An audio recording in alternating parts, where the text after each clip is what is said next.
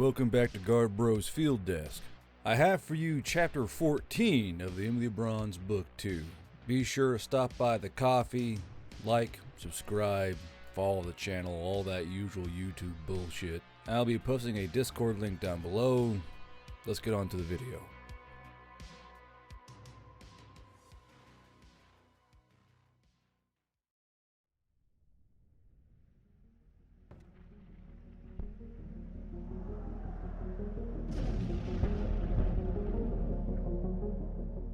Chapter 14. Emily and her team did not stop moving until they emerged into the safety of the Green Zone, sighing out in relief as they spied the Abrams tanks and Striker combat vehicles manning a large checkpoint. With their passes shown, they were released back into the embrace of town, pulling up outside the dive tail and getting out to stretch their legs. They had been listening to the reports from the radio channels and were keeping track of the slowly escalating skirmish that had broken out since they left. The Rangers going toe-to-toe with the invasive forces from a United States beyond the plains. Much to the chagrin of the animal-eared soldiers, the Rangers received multiple armor pieces and scattered a lot of their forces to the trees, leaving the burning hulk of their own tanks to cast black trails into the skies. Emily stepped out into the large parking lot and saw those same smoke tendrils wafting up lazily towards the lower atmosphere, smirking to herself as she laced her thumbs into her belt loops.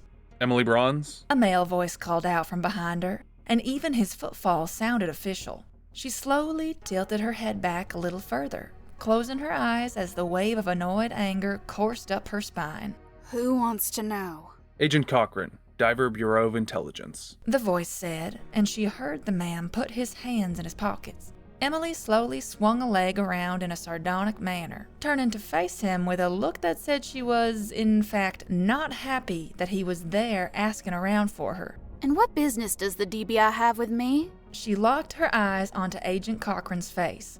The man was tired looking, arcing gracefully into his 50s with a head full of salt and pepper hair and a cropped beard to match. He was fit, but still seemed to have trouble shedding that spare tire that sat stubbornly around his waist. You ran across some scum on your dive, and I was wondering if you could tell me about them. He said, reaching into his pocket and pulling out a thin cigar. My partner, Agent Ivan, is currently speaking to the elf, Humir. Emily sighed then, gesturing towards her motorcycle, while she also spied Humir and Marill talking to Agent Ivan, a wiry man with hair so gray it may as well have been white. Can I sit? Of course. Agent Cochran said, plugging the thin cigar between his lips. Can I smoke? Emily leaned against the seat of her Zundap and hiked a leg onto it. Who am I to keep a man in his suit from his vices? Ha ha. Agent Cochran said dryly as he lit his cigar, but he did smile despite the tone. So, the men you killed. We saw the report by your teammate, and we ran their faces through the scanners. These pieces of shit had a direct connection to Ulfriv, and had been getting him his flesh wares. Did you happen to see anything else? Emily shrugged. Was there nothing in the little journal?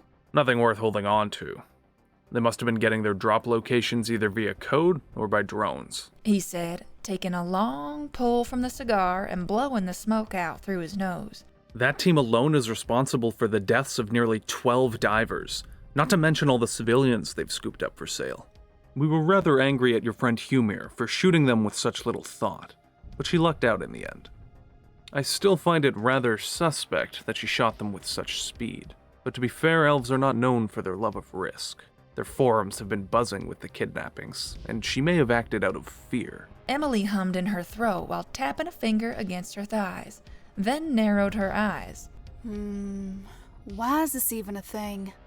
Why is this happening now? What do you mean? Agent Cochran said, flicking the end of the thin cigar. Emily gestured vaguely with a hand. Why are people buying and trading in people? Humans turning on humans and all that? I thought that with so many of us dead and chaos becoming the natural side to breakfast, that we would be pulling together and getting past all this. Because there's a market. Agent Cochran said with disgust, taking a short pull from his cigar and then blowing the smoke out in a rush of words.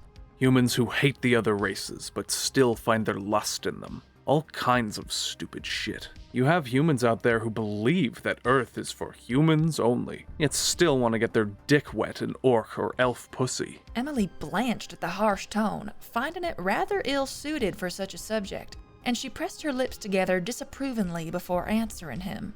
I see. Ulfrib is leading the charge in such services, and is creating a fucking menagerie somewhere, and is buying flesh from these unsavories. They, in turn, hunt down divers who treat with other races. They see them as race traitors, deserving to be treated as the invaders. Agent Cochran said with a sigh, flicking the end of his cigar again. I was hoping that you somehow found out his location or something. Emily snorted. Why? Because I'm the hero? Because I'm the great and powerful Emily Bronze who knows and does all? Was worth a shot. He said with a short laugh, though there was no humor in it, just frustration and hidden anger. We've been dead in the water for weeks. He hides himself extremely well, to the point we think he's underground. Maybe he has a hangar where he flies people in. Emily shrugged, reaching down into her sidecar to grab a canteen. Don't know what to tell you, bud. My obvious specialty is cosmic entities and horrors. Evil humans are in your wheelhouse. Not necessarily. Emily and Agent Cochran turned to look at 5W33T, who had been standing nearby, just out of sight by the fox body, but made herself known with a few agile steps. Agent Cochran, this is 5W33T. Emily said as she unscrewed the cap and cast a nod at the simule. We picked her and another of her kind up yesterday. Agent Cochran took a slower drag from his cigar, looking 5W33T over from head to toe. Robot? You would think so, but no. Emily muttered, already having had her ear chewed off the entire way to town by the woman on what her kind was. 5W33T took a step forward, then inclined her head towards the DBI agent. My designation is 5W33T, and I believe that perhaps the men who took the others of my kind are also working with the man you are trying to find. What do you mean? Agent Cochran said, looking over to his partner and waving a hand. Ivan, come over here. Bring those two with you. M3R1 appeared beside 5W33T, though her arms held some luggage that she set down. 5W33T, what is going on? I believe these government officials are trying to find a man who may have the jacket simile that were supposed to arrive at the estate. 5W33T said to her, then leaned forward and touched her nose to M3R1's. M3R1's eyes flashed, then she nodded. Oh, I see. I don't like that they're doing that. Agent Ivan said, pointing a finger between the two simulae. That's instant data transfer merely by touch. What if they can also do that with radios or with laptops and hack into... Agent Cochran chuckled. Relax, Ivan. Emily nearly startled when she saw that Ivan, despite having nearly white hair, looked as if he was only 20 years old at the most, and she stared at him in open confusion. He got a spell cast on him by a necromancer. I already asked. Marill said, stepping over to stand beside Emily. Humir stepped inside the sidecar and sat down, ruffling her short gray hair with her hand. Hey, nothing wrong with gray hair. Miss Sweet, you were saying something. Agent Cochran said, gesturing with his cigar-holding hand towards her. 5W33T, much to Emily's amusement, had to fight to hide a smile at being called Miss, and her eyes glowed just ever so brighter. Well, Agent Cochran. Call me Ron. Agent Cochran said, smiling easily at her. 5W33T faltered to hide her smile this time. As you wish, Ron. M3R1 looked over towards Emily, Marill, and Humir with a wavering look that said, You get used to it. And they all smiled at the absurdity of two highly advanced robots behaving like this. I believe that they are, in fact, underground, as I can detect their signal still, but it is very weak. It felt as if they were also airborne for a while, so I suspect they were quickly moved from some form of air transport. 5W33T said, finishing with another bow of an inclined head. Agent Ivan held up his hands. Hold the fucking phone here. You're telling me that these two can help us find where the son of a bitch is hiding? Appears to be that way. And watch your language in front of the lady. Agent Cochran said, gesturing again towards 5W33T, whose eyes glimmered with bright light towards him. He's hitting on the robot woman. Humir whispered in a hush to Marill, who nodded. It's kinda weird, but she's into it. Marill replied, and she kinda wished she had some popcorn. 5W33T held up a hand. However, I'm afraid I cannot help. I am currently salvage and under the control of Oggledok's recovery and survey, and the current team leader of which I am under has no desire to be the hero again, and simply wishes to arrive home unscathed to get paid. Everyone's eyes flicked to Emily, who looked around in a spotlighted outrage. How is this my fault? Emily cried out, pointing her canteen towards the diving grounds. I did hero shit already today. Does that not count? Agent Cochran lowered his eyelids at Emily, puffing out a breath of smoke before turning back to 5W33T. I see. Well, I guess there's nothing to be done about it. After all, it's not like there's nearly 100 men and women in that facility that could use rescuing. I guess we'll just have to keep looking for the right person. She's right there! Agent Ivan said with a bladed hand towards Emily. We're the fucking DBI. We can just make her go down there. I can literally get on the phone right now and get us to form D233 and make her go. 5W33T bowed fully this time towards Agent Cochran. Hopefully you will find the volunteer you need soon. I wish you well, Agent Cochran. I agree. Till next time. Agent Cochran said with a wave, then 5W33T leaned back, then grabbed Agent Ivan by the shoulder. Agent Ivan looked as flabbergasted as Emily as he rounded on Agent Cochran. What are you talking about? We can just threaten to revoke her ow, ow, ow, ow. Emily could see the fingers of Agent Cochran digging into Agent Ivan's shoulder as he led the younger man away, waving over his shoulder with the cigar bear in hand as they both walked back to their blue SUV. We can't make her do anything. You know her file just as well as I. All I have to do is file a D233. Ow! Stop fucking digging your fingers in! Agent Ivan howled as Agent Cochran further applied his control hold. Shall we find a room for you? 5W33T said to Emily, holding out a hand to her. You must be tired and likely needing a good shower. Emily narrowed her eyes at 5W33T, then leaned off and away from the motorbike. Oh, you think I don't know what you're doing? No one Marills me. I Marill other people. You're an eponym now. Humir said with a happy clap towards Marill, who pinned her ears back as she glared between Emily and 5W33T. I'm not a eponym. Stop eponyming me. Marill cried out angrily, even though she didn't really know what that meant. There were 2 rooms available, and Emily got them both, pulling out an emergency credit card and paying for a night. Humir and M3R1 got the smaller room, while 5W33T, Emily, and Marill got the larger room, more for the sake of the Centaur S than anything else. Unfortunately, the shower was not sized for Marill, and despite Marill's whining, Emily had to point out they both just could not fit in the shower, leaving the Centaur S to grumpily shower alone. Emily knew that Marill's showers were notoriously long, and only came under half an hour when Emily was in there with her to speed up the process. Of course, a very soapy Centauress with strong arms made those showers over half an hour regularly, but it was still far shorter than the near hour and a half that Marill usually managed. Emily saw this as a good time for a drink and popped out down to the bar this dive towel had, leaving 5W33T to bide her own time in the room. The bar itself was a humble affair, but the polished wooden drinking rail and plush stools made it radiate comfort. Emily sidled up against the bar on one of the chairs, finding herself in between a larger messenger harpy and a dwarf that reeked of motor oil and burning metal. The barkeep was a large, boisterous woman that wore a deep V-neck sweater, her freckled chest smiling out nearly as brightly as her face. To Emily, she radiated retired barbarian adventurer energy and looked to be the reason this bar didn't have any bouncers. What'll it be? She asked, her accent clearly from over the pond. Emily shrugged, blowing a raspberry out her lips as she thought before looking back up at the barwoman. Whiskey sour? Sure thing. She said, cashing out the dwarf who slapped the bar with his massive hand before toddling off towards the door. The seat was quickly taken up by a dark-skinned elf, his flesh a dusky shade of purple. I'll have the same, whatever that is, he said before turning and smiling to Emily. I think I've seen you before.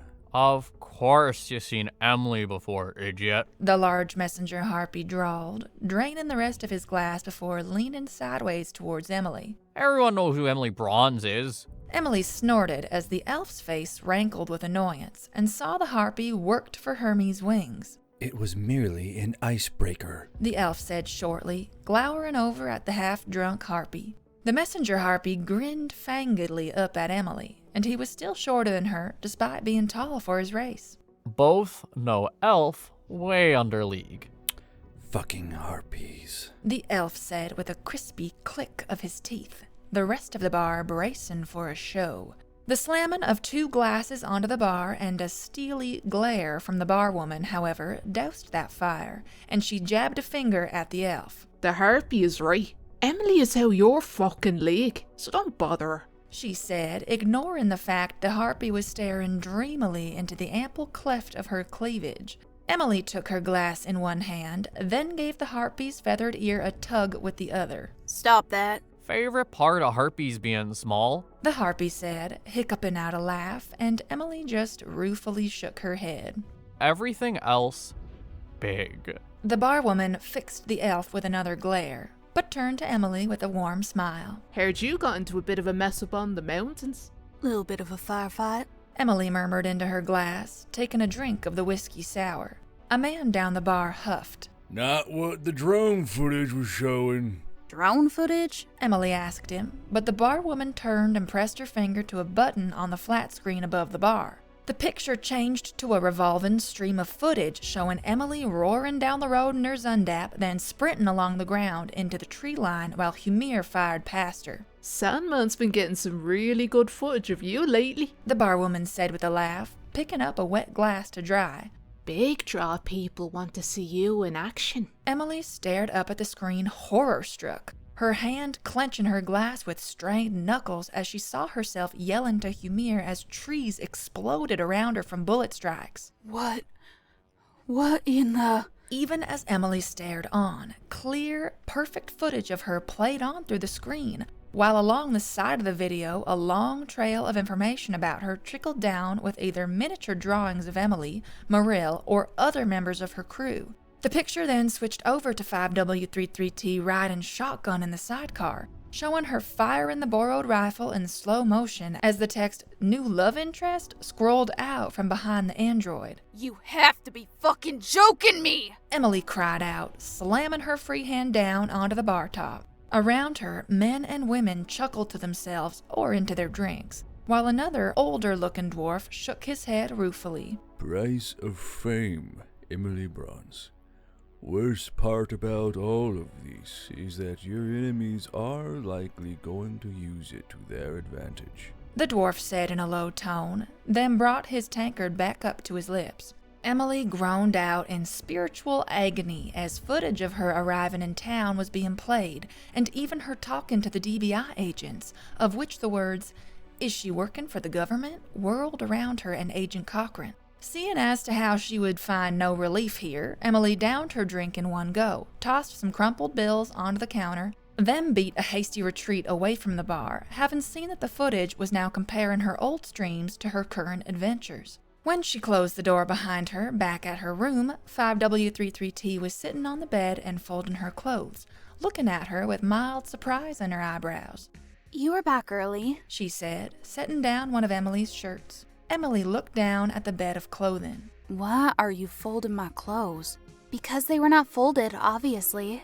5W33T said with a mild tone of duh on her voice, picking up another crumpled shirt and popping it briskly with the flick of her wrists. Your friend Marill went next door to use the larger shower that Humir and M3R1 had discovered within their own bathroom. M3R1 is quite happy about it, as she has a thing for long hair and brushing. Emily shrugged a corner of her mouth at 5W33T, sitting down on a nearby sofa chair. You guys have things? Did those come programmed? In a way, 5W33T said matter-of-factly, expertly folding Emily's shirt and setting it down on a pile of its fellows. We pick up little quirks as we age. M3R1 started out as a handmaiden to a Golber Federation princess, and as such found a fondness for working with long hair. As for the brushing, she has always liked animals.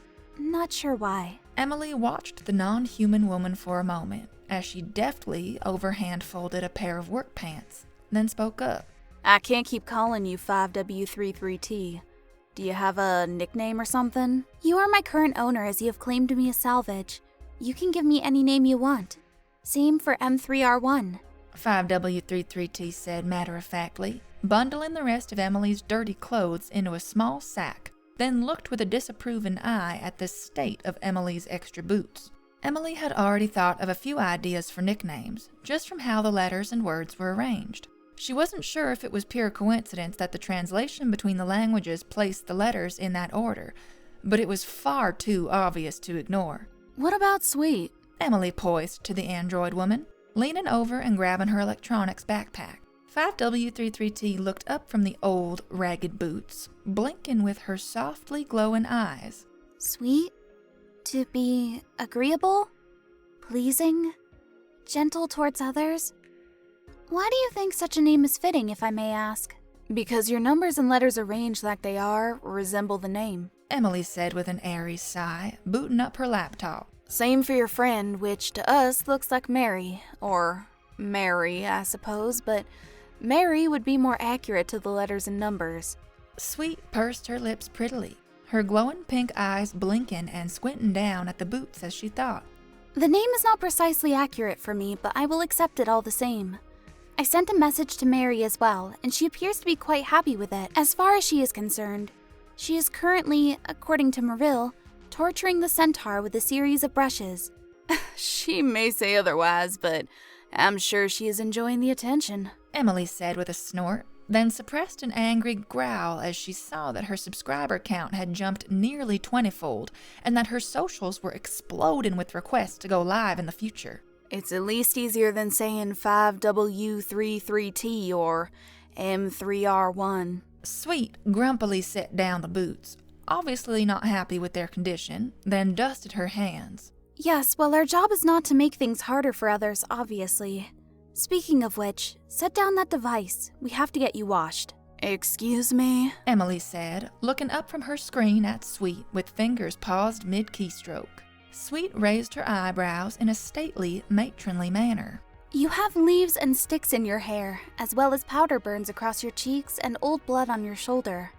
If you are going to be claiming me as salvage, I will be claimed by someone properly washed. You can't be serious, Emily said with lowered brows, fixing Sweet with an imperious glare. I don't want to shower right now. I have things to do. Sweet leaned over and grabbed a set of towels she had placed on the bed after Emily had left to the bar.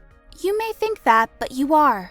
You are going to shower, even if I have to pick you up and drag you there myself. Not very ladylike of you, Emily said with a squint of her eyes, but there was a kind of poised strength to this unhuman that told her Sweet could likely make do on her promise. Sweet folded multiple towels over her arm, then gestured towards the bathroom. See, I told you the name did not fit. Emily grunted out in annoyance and set her laptop down onto the small table beside the chair. With a rolling grunt, she sat up and ambled over towards the bathroom, heel stepping out of her boots while pulling off her jacket.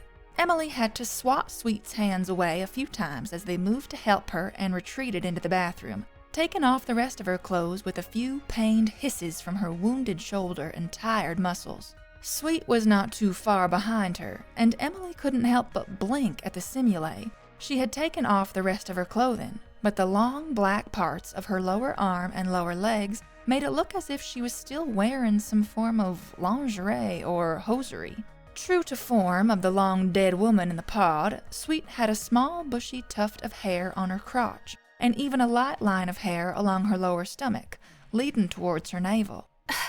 Look at the state of you, Sweet said with a click of her teeth, looking Emily up and down with an air of disapproval. You would have been a real beauty if it wasn't for the scars and bullet holes. Emily turned around, hands resting on her hips. Awfully mouthy for salvage. I told you the name doesn't fit, Sweet said, then quickly undid Emily's braid with fingers so fast they were nearly a blur. You look like someone's bodyguard or some female mercenary roaming the stars for war. I have a feeling that you look like this due to that collar around your neck. Someone finally recognized my importance. the Torque said proudly within Emily's mind, causing her to squint an eye at them both. Emily turned her head to look at herself in a large bathroom mirror, still the visage of a woman warrior with her many scars and toned muscles. She rolled her shoulders rearward to eye her back muscles with an approving smile. What's wrong with that exactly? Nothing, of course, Sweet said, then pinched Emily's hip flesh with a strong thumb and finger. except that it's extremely unladylike. Ow! Emily howled as Sweet pulled her flesh and led her towards the shower. Watch it! Sweet's eyes glowed with honeyed pink as she turned on the shower head, changing it to a waterfall setting so soft sheets of water flowed down. Come along now. Can't let you go around smelling of ozone and weapon exhaust. Inside these particular divetail showers was a raised stone seat so someone could sit while they bathed, and Sweet commanded this spot, making Emily sit bare-ass to the tile with her legs out in front of her. This made it easier for the robotic woman's fingers to fuss with Emily's hair, her fingers now a wet blur as they undid all the knots. Emily noticed that the more annoyed Sweet got, the more she would smile and the more her eyes would glow. Judging from the wide smile and near-fluorescent glow of her pink eyes, Emily surmised that Sweet was absolutely pissed at the state of her hair. The silence was broken when Sweet spoke up, having finally gotten through the fifth tangle that made her voice near growly. Honestly, if I strapped some armor on you, people would think you were just a beautiful man with a tangled mop such as this. Emily snorted derisively. There's no time for beauty care in the field, or in the life of a hero. Sweet continued with the rest of Emily's hair, then pulled down a bottle of thick conditioner. You seem to take issue with that word. Your reluctance to help others shows your ire for it as well. I don't want to be the hero, Emily said matter-of-factly, closing an eye as Sweet laid a thick line of conditioner in her hair and started working her strong fingers along Emily's scalp. Never even wanted to be in the first place. I just wanted to make money, not have to dodge death at every bend and turn. So you won't help Agent Cochran? Sweet asked, working the conditioner down along Emily's wet hair. Emily stared out through the steam of the shower, her palms resting on the tile floor in between her legs, and the question made her feel so tired. After a long pause, Emily reached up, wiping some water away from her nose. Why do I have to do it? The DBI has special agents that can take care of that shit. They don't need me. It's none of my business. Because you have been battle-tested, obviously, Sweet said matter-of-factly, running a plastic comb through the ends of Emily's hair. Judging from your history, you have faced far worse and come out on top. They must have faith that someone like you can get the job done. Not to mention, it seems you can shake off wounds that would kill others. That ability is finite. I will eventually start to die, Emily said as she leaned backwards, resting her head against Sweet's stomach as the simule looked down at her through the mound gap of her chest. Emily looked back up into those glowing pink eyes with tired, mournful ones. There are other divers who have made a name for themselves. Why can't they go bother them? Who says they haven't? Sweet said, looking down at Emily as she held the comb up, poised near her large, glistening breasts. The water seemed to have trouble beading on the metal plate between them, and not even steam seemed to touch it. For all you know, you are the last resort, going all the way up to the top of the list after starting at the bottom. Emily frowned deeply up at Sweet, blinking through the random beads of water that attacked her eyes. Why do I have to be tossed into the fray again? What am I to gain?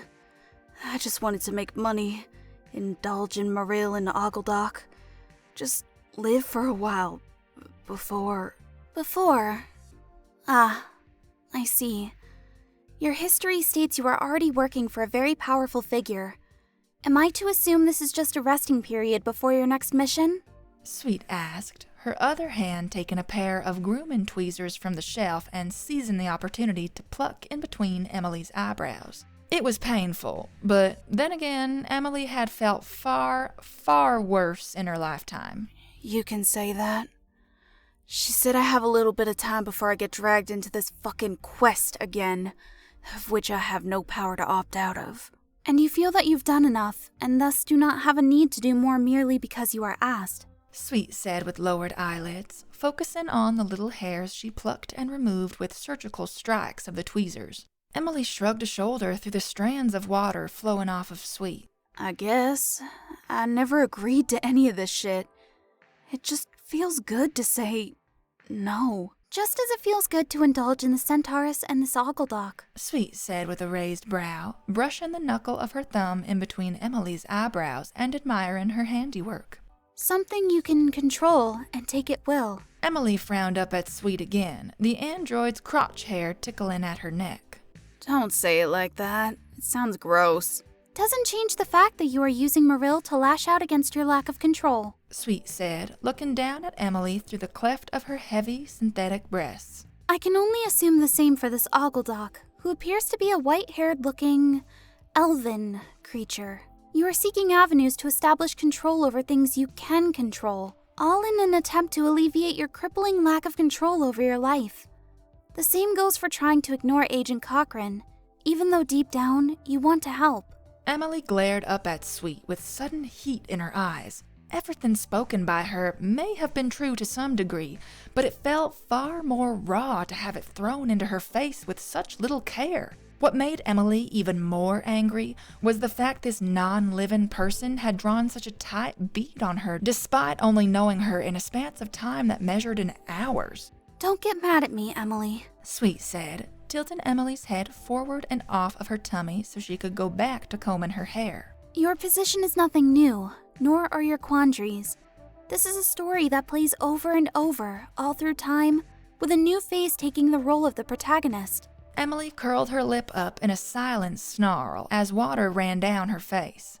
Those people usually get a choice. Perhaps, but not always. Sweet murmured, angling her shoulder so the thick stream of hot water caught it and traveled down her arm, rinsing Emily's hair as it coursed off of her fingers. Either way, I have been corresponding with Agent Cochrane via this phone. The DBI is willing to offer a substantial reward for your services, as well as offering transport of your goods back to your company. Emily sighed out her nose, spraying water. I knew it. You were acting so weird around him. Hacked his phone and the inner ear implant within his skull, Sweet said in a chipper voice, setting the comb back on the shelf and grabbing a shower poof. You are the last resort before they send in a team. But even then, they know you have a higher chance of surviving and succeeding in the mission. Emily grumbled angrily as Sweet ran the suds-laden poof along her shoulders and neck, the other hand rubbing suds along her chest with a soft touch. I just want to go home. I know, Sweet said in a soft voice, and Emily was surprised when the robotic woman laid her cheek against the top of her head, talking down at her as she coursed the soapy poof along her skin. But the people in that underground facility need a hero. I can't allow them to gain control of those combat units, and I know I can't do it alone. We all need your help, Emily, as well as that giant well of luck that you seem to have. Emily let Sweet soap her up as she stared at the wall, the steam of the hot water floating through the air as she thought to herself. She was awash in her thoughts for nearly 5 minutes before she felt the torque sidle up beside her in her own mind. You want to say no so badly, don't you? The torque said, and she felt it cross its arms, staring at the wall with her. I do. Emily thought back to it, her heart panging. She just wanted to go home and relax, enjoy just a little more time of peace. Every mission is a risk of one more death. You don't have to make them go. The torque said, bumping her mentally with an elbow. Let them choose. Humir will go, of course, as will Marill, but you are not making them go. What about you? Emily asked the torque as she leaned forward with a prod from Sweet so she could wash Emily's back. The torque chuckled darkly. Well, you may not enjoy being the hero, but I relish it. No one can do what I can allow you to do, and I do so love to bask in the glory of the bloodshed. So you're biased. Obviously. Emily grunted angrily, then shook her head with a heated sigh. Tell him he can meet me tomorrow morning in the diner. Sweet, again to Emily's surprise, leaned down and gave Emily a soft kiss on the back of her left shoulder before leaning up slightly to talk softly into her ear. You are doing the right thing, I promise. Emily glared, groggy-eyed, across the table at Agent Cochrane as Sweet sat in the adjacent chair, pouring them both cups of coffee. Thank you, Miss Sweet. Agent Cochrane said with a charming smile, causing her eyes to glow as she handed him the cup. Of course, Agent Cochrane. Emily eyed them both with what could be called the essence of avarice, having not been too gleeful about waking up at the crack of dawn while Humir and Marill still slept. Agent Cochrane had wanted the time due to the chance of less people being in the diner, and he had been accurate in his theory, as it was just them in the back of the place while everyone else enjoyed the warmth of the kitchen by the counter stools. I appreciate you coming to see me this early. Agent Cochrane began, but Emily lowered her eyelids till only angry slits glared out at him, cutting him off with her brisk words. What's the fee? Emily growled, even as Sweet set a cup of coffee down in front of her with elegant grace. Agent Cochrane smirked, taking a sip from his cup before holding it with a crooked arm. We are willing to process a finder's fee of $3.5 million, splitting the reward fees from the multiple families who have put in the money. We will transport you and outfit you with what you desire. Emily drew in a long breath through her nose. $3 million alone was more than enough to get the company back on its feet, and she knew Oggledok would be ecstatic. I'll have to tell. Emily started, but this time it was Agent Cochrane cutting across her. I'm sorry, but we cannot allow that. This has to stay between you and those going with you. We even have a few jammers set up in case your fan group is trying to spy on us again. Agent Cochrane said, looking out the window with a squint. This operation will only take a few hours, maybe half a day at most. Emily looked down at the cup of coffee in front of her, smelling the steam wafting up to her nose, then looked back up at Agent Cochrane. I want the best body armor for anyone in my team going in. Night vision too if we can cut their lights. And I want this in writing. Sweet has been our witness, and this agreement has already been worked up on paper. Agent Cochrane said, pulling out a small digital pad from his pocket. Thumbprint is all we need. Emily pressed her thumb to the pad, then picked up her cup of coffee, slowly shaking her head back and forth angrily. You're all going to get me killed. I can't keep coming to your fucking rescue. I know. Agent Cochrane said, tucking the pad back into his pocket. We'll have an ambibird here tomorrow in the early hours, and we can insert you 10 miles away from your AO. Supplies will be on the bird. Sweet will update me on who is joining you, and we will arrange for transport of your vehicles and cargo.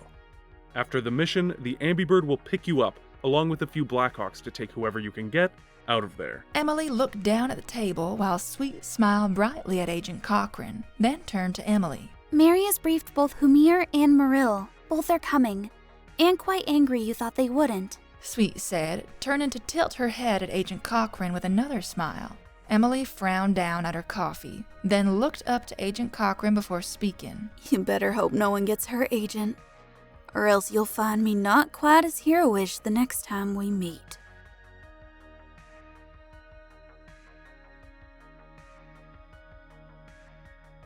And that's the end of chapter 14. Only 2 more chapters to go here in this book too. If you like this kind of story and other stories like them, be sure to like and subscribe to the channel of Garbro's Field Desk, join the Discord, join the coffee, become a member, get sneak peeks and snippets before the chapter ever goes out. You can join the first shirts like Insane Medic, Death's Dancer, Cody Jero, and Ian Machino. Or you can join the E4 Mafia like Kiwi Bastard, Lacuna 8, Josh Beatty, Jake Spear, Matty Boy, Noah Freeman, Flash of Green, and Crusader 0625. Or you can hop in the big old kiddie pool with the rest of the Snuffy Squad and hang out for $5 a month. Either way, the money you guys give us via coffee is a shit ton more than YouTube will ever give us because, as we all know and love, YouTube fucking hates our guts. But until we see you next time on this side of the veil, that was Fire, that was Rue, that was Annika Storm, our narrator, Hailey, Jmota, Vynn, Simba, and this is Garbro's Field Desk.